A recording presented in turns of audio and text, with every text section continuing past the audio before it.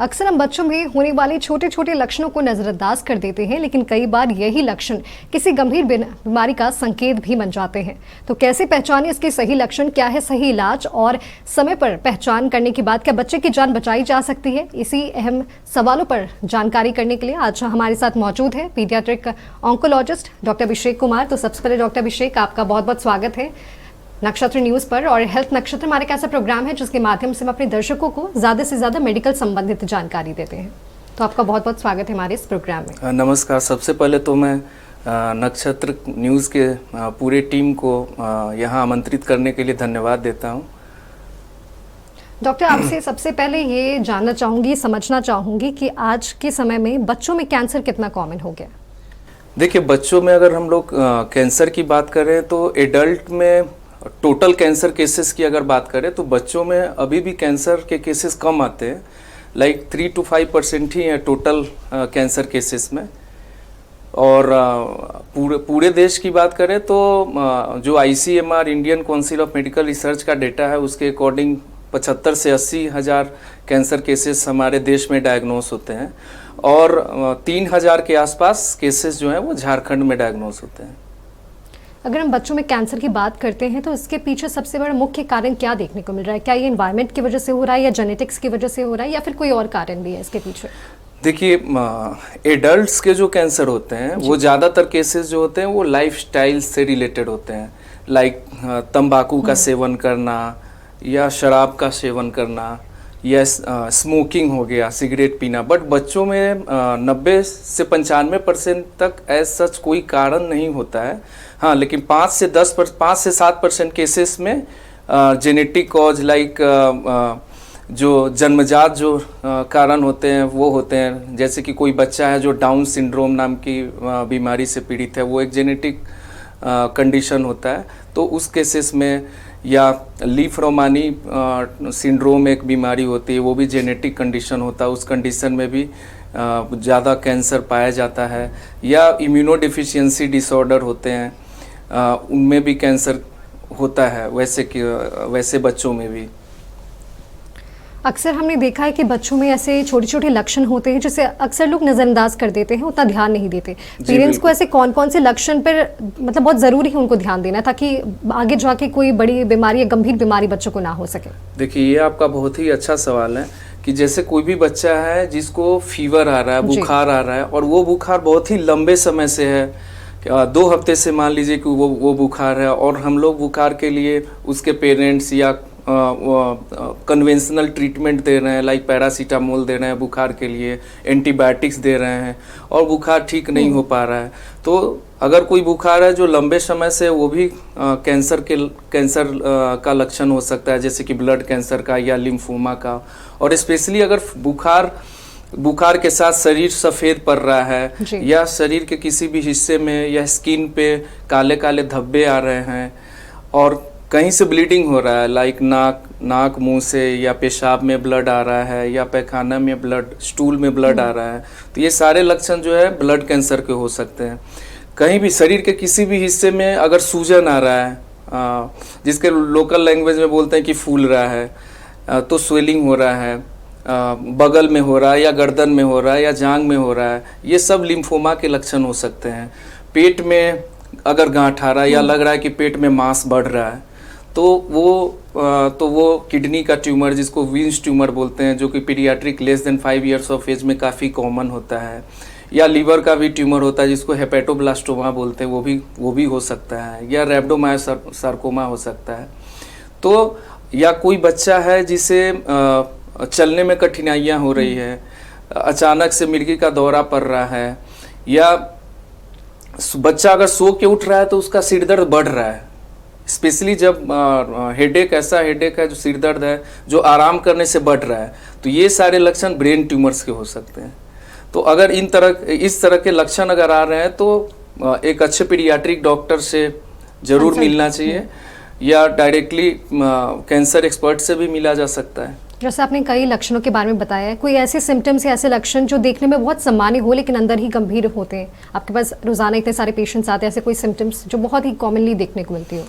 जी हाँ, जैसे कि मैंने बताया ना कि बुखार है, तो बुखार तो इन्फेक्शन से भी हो सकता है। या कभी कभी बैक्टीरियल इन्फेक्शन से भी जो कॉमन इन्फेक्शन होता है उससे भी गले में सूजन आ सकता है। तो कभी कभी पेरेंट्स है कि इन लक्षणों को नज़रअंदाज कर देते हैं, उन्हें लगता है कि ये बड़ी बीमारी नहीं हो सकती और ये इधर कभी कभी दुकान से या इधर उधर से मेडिसिन लेते हैं, प्रॉपर डॉक्टर से कंसल्ट नहीं करते हैं और पता चलता है कि वो कैंसर हो गया। जैसे आपने बताया कि लोग उतने अवेयर नहीं होते, उतना जी, ध्यान नहीं देते और खुद जाके दुकान से या जी, किसी भी जी। केमिस्ट से दवाई लेते हैं। एक और प्रॉब्लम जो हमने कॉमनली देखने को मिलती है, अगर हमें कोई भी लक्षण देखने को मिलते हैं, लोग क्या करते हैं, गूगल पे जाके उसे सर्च हाँ करके जी, हाँ सेल्फ जी। मेडिकेशन जी, करना जी। चाहते हैं। वो कितना हानिकारक हो सकता है? जी बिल्कुल, बहुत ही हानिकारक हो सकता है। अगर हम किसी भी शरीर में अगर कोई भी प्रॉब्लम हो रहा है तो उसका कुछ ना कुछ कारण जरूर होता है। बिना कारण को जाने हुए अगर मेडिसिन लेते हैं और डायग्नोसिस हम सही से नहीं बना पाते हैं तो वो कोई गंभीर बीमारी और कैंसर भी हो सकता है। ऐसे कोई चीज़ जो पेरेंट्स के साइड से गलती हो जाती है जो बहुत ज़्यादा बाद में खतरनाक हो सके, ऐसे कोई केस आपके पास? देखिए, हम लोग बहुत सारे ऐसे केसेस देखते हैं कि जो आयुर्वेदा डॉक्टर या होम्योपैथी के जो या medicines- होम्योपैथिक से इलाज कराते हैं और वो जैसे गांठी हो गया, उसका बहुत लंबे समय से इलाज हो रहा है और मरीज़ सही समय पे हमारे पास नहीं आता है। फिर जब हम लोग डायग्नोस करते हैं तो पता चलता है कि बीमारी काफ़ी फैला हुआ है। या टीबी की दवा भी काफ़ी कॉमन है, मरीज़ टीबी की दवा खाने लगते हैं और वो बाद में पता चलता है कि वो कैंसर है। अगर किसी बच्चे में कैंसर का शक होता है तो डायग्नोस करने के लिए क्या कुछ टेस्ट होते हैं? देखिए, बच्चों में जो कैंसर है, जैसा कि मैंने पहले भी बताया कि बच्चों में जो कैंसर होता है वो मोस्ट कॉमनली ब्लड कैंसर होता जी। है और उसके बाद ब्रेन ट्यूमर होता है, फिर लिम्फोमा होता है और सॉलिड ट्यूमर्स होता है। तो दो तरीके से बच्चों में कैंसर को डायग्नोस किया जाता है। जैसे कि ब्लड कैंसर है तो उसके लिए बोन मैरो का टेस्ट होता है, हड्डी के अंदर से ब्लड निकाला जाता है और फ्लो साइटोमेट्री का टेस्ट होता है जिसमें पता चल जाता है किस प्रकार का ब्लड कैंसर है। और जैसे दूसरा जो है वो सॉलिड ट्यूमर्स होता है, जो गांठी का कैंसर होता है, तो उसके लिए हम लोग बायोप्सी करते हैं और बायोप्सी में इम्यूनोहिस्टोकेमिस्ट्री एक टेस्ट होता है, उसमें पता चल जाता है कि कौन सा कैंसर है। आज के समय में अगर देखें तो पीडियाट्रिक कैंसर में कौन से ऐसे एडवांस जो टेक्नोलॉजी से कितने एडवांस हो चुके हैं? देखिए, पीडियाट्रिक कैंसर में काफ़ी एडवांस हो गया है पहले से ट्रीटमेंट, और अगर सही समय पे इलाज अगर किया जाए तो उसमें 80 to 90% तक रिकवरी रेट होता है। क्योंकि बच्चों का जो कैंसर होता है वो less aggressive, biologically less aggressive होता है as compare to adult cancer. और कोमॉर्बिडिटीज़ जो होते हैं जैसे कि डायबिटीज़, ब्लड प्रेशर या ओल्ड एज जैसा फैक्टर्स बच्चों में नहीं होता है, तो क्योर रेट जो है वो काफ़ी बेहतर है। अक्सर ये कहा जाता है कि बच्चों में कैंसर का समय पर पता चलना ही सबसे बड़ा बचाव बिल्कुल, माना बिल्कुल, जाता है, तो बिल्कुल। रिकवरी रेट उस समय कितना हो सकता है अगर समय पर बच्चों अगर- के कैंसर के बारे में पता चले तो? जी बिल्कुल, जैसे इंडिविजुअली अगर हम कैंसर की बात करें तो ब्लड कैंसर में ALL कैंसर होता है जो 80 to 90%, समटाइम्स वेस्टर्न कंट्री में 95% तक क्योर रेट होता है। लिम्फोमास का भी क्योर रेट काफ़ी अच्छा है, अराउंड 90%। और AML है जैसे एक ब्लड कैंसर, उसका क्योर रेट थोड़ा सा कम होता है। तो ये डिपेंड करता है कि किस प्रकार का कैंसर है और कैंसर का स्टेज क्या है। या ब्लड कैंसर में हाई रिस्क है तो उसका ऑब्वियसली कम क्योर रेट होता है एज़ कम्पेयर टू स्टैंडर्ड या लो रिस्क। जब कैंसर का ट्रीटमेंट होता है, जो जर्नी होती है कैंसर की ट्रीटमेंट की, वो इमोशनली फिजिकली बच्चों को बहुत ज़्यादा कमज़ोर कर जी, देता जी, है, बिल्कुल। पेरेंट्स को भी उतना ही करता जी, है। जी, तो जी। उस समय कितना इंपॉर्टेंट होता है खुद को मोटिवेट रखना? देखिए, पेरेंट्स को हम लोग हमेशा मोटिवेट करने की कोशिश करते हैं, या हमारे पास काउंसलर होते हैं जो कि काउंसिल करते हैं पेरेंट्स को कि पीडियाट्रिक कैंसर जो है या कोई भी कैंसर जो है वो क्योरेबल है और अगर इसका अच्छे से समय पे इलाज किया जाए तो कैंसर ठीक हो सकता है। और बच्चों के लिए कितना चैलेंजिंग होता है ये जर्नी? देखिए, बच्चों के लिए चैलेंजिंग तो है क्योंकि पीडियाट्रिक कैंसर का इलाज करना थोड़ा सा टफ होता है, बट क्या है कि जो क्योर रेट बच्चे जो है वो कीमोथेरेपी और थेरेपी को काफ़ी हद तक अच्छे से टोलरेट कर पाते हैं और जो मेडिसिन्स का या कीमोथेरेपी का जो साइड इफ़ेक्ट्स होता है वो बच्चों में कम होता है as compare to adults. Treatment के दौरान डाइट और लाइफस्टाइल कितना महत्वपूर्ण रहता है एक बच्चे के लिए? क्या कुछ फॉलो करने की ज़रूरत होती है उन्हें? देखिए, डाइट जो है वो बच्चों में हम लोग होममेड डाइट्स ही प्रीफर करते हैं और प्रोटीन रिच डाइट प्रीफर करते हैं। बच्चों में एडवाइस करना। और आउटसाइड फूड तो बिल्कुल भी अवॉइड करना चाहिए। खास करके ब्लड कैंसर के केसेस में हम लोग फूड रॉ फूड्स या फ्रूट्स को अवॉइड करने के लिए बोलते हैं, क्योंकि उनका जो WBC काउंट होता है वो कम होता है, और ऐसे केसेस में रॉ फूड्स देने पे इन्फेक्शन के चांसेस होते हैं। अगर हम झारखंड की बात करें तो जी। कैंसर रेट्स कितने ज़्यादा हैं बच्चों में? देखिए, जो मैंने पहले भी बताया कि झारखंड में जो कैंसर का रेट है वो 3000 केसेस अराउंड है पर ईयर। बट कई ऐसे सारे केसेस हैं जो बाहर में ट्रीटमेंट लेते हैं और वो सही समय पे नहीं आने की वजह से वो डायग्नोस नहीं हो पाते हैं, और वर्स्ट तो जो कंडीशंस हो जाते हैं।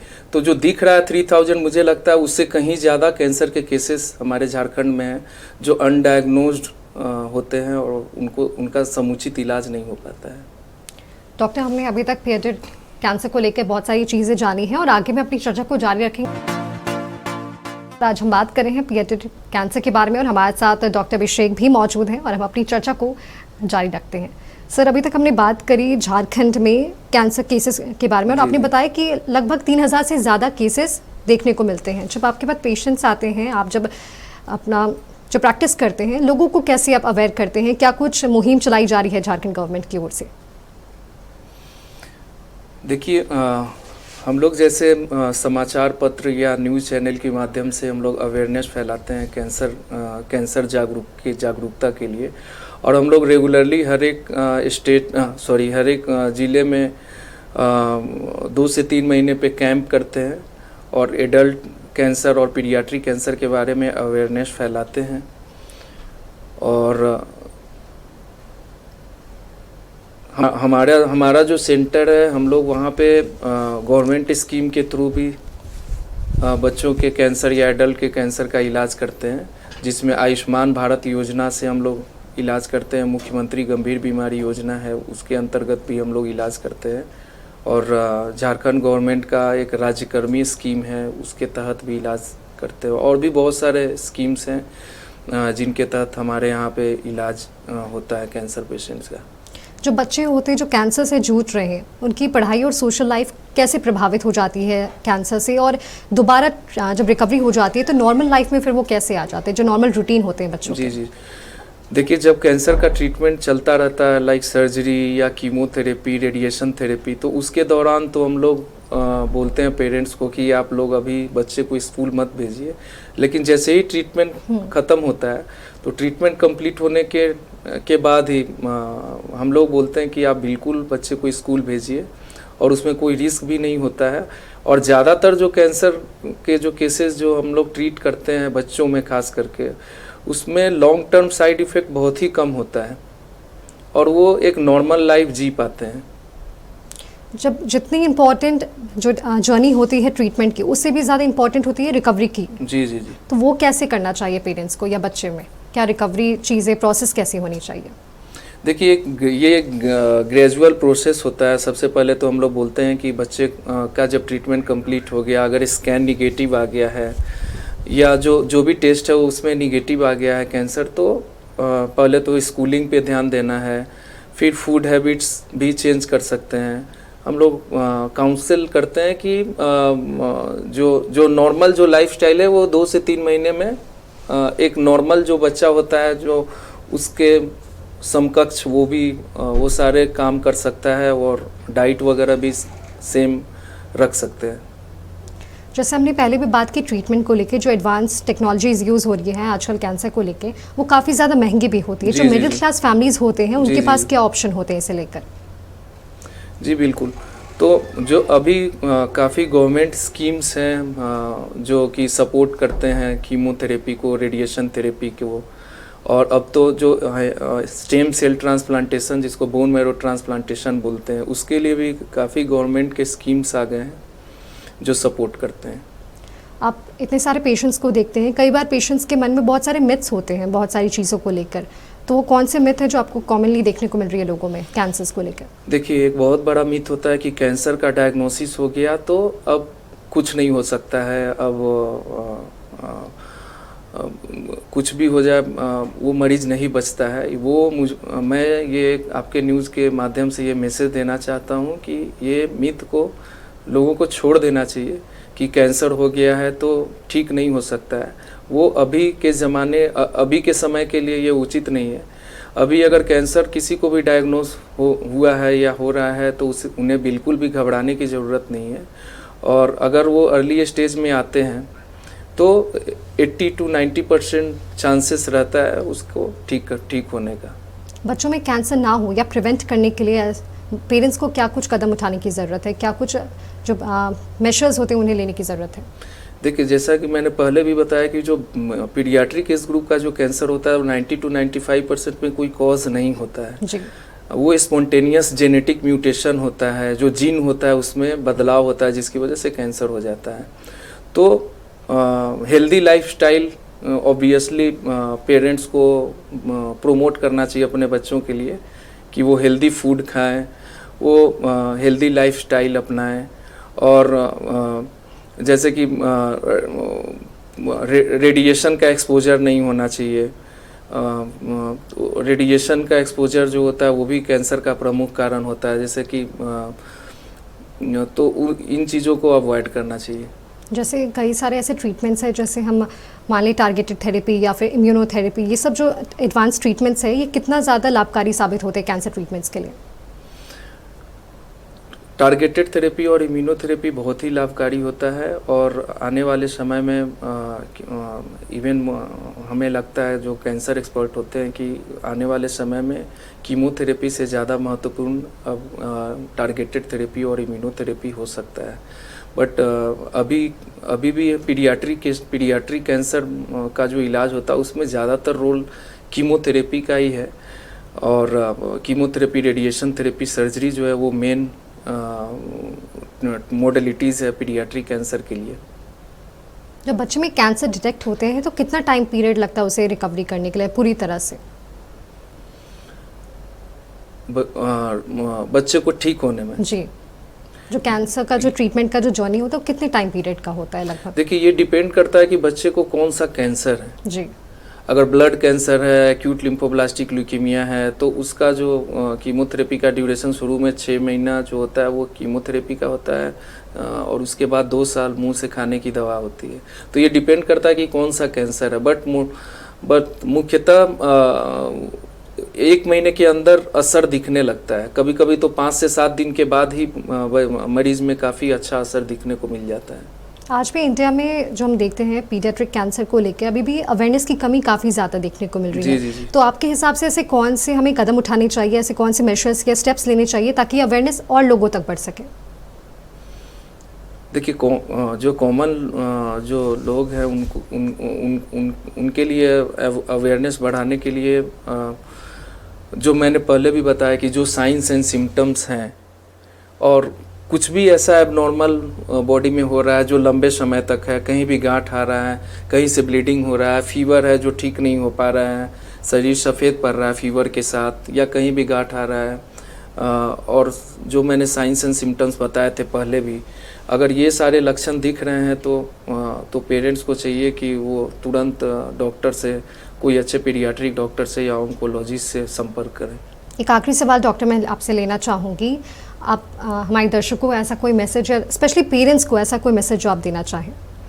देखिए, मेरा ये मैसेज है कि अगर झारखंड में किसी भी बच्चे को कैंसर लग रहा है या कैंसर डायग्नोस हो गया है तो उसे बिल्कुल भी घबराने की ज़रूरत नहीं है। अब झारखंड में, रांची में इसका इलाज उपलब्ध है और हम लोग गवर्नमेंट स्कीम से भी इलाज कर रहे हैं और हमारे यहाँ का रिजल्ट काफ़ी अच्छा है। 80 to 90% तक क्योर रेट है हमारे यहाँ भी। जी बिल्कुल डॉक्टर अभिषेक, आपका बहुत बहुत धन्यवाद, आप यहाँ पे आए और आपने इतनी महत्वपूर्ण जानकारियाँ आपने हमारे साथ साझा की है। तो ये याद रखना बेहद ज़रूरी है कि बच्चों में कैंसर का समय पर पता चलना ही सबसे बड़ा बचाव है और जो छोटे छोटे लक्षण हमें बच्चों में देखने को मिलते हैं उसे नज़रअंदाज ना करें, क्योंकि आपकी एक सतर्कता आपके बच्चे की जान बचा सकती है। हम फिर मिलेंगे एक नए विषय के साथ, तब तक देखते रहें हेल्थ नक्षत्र।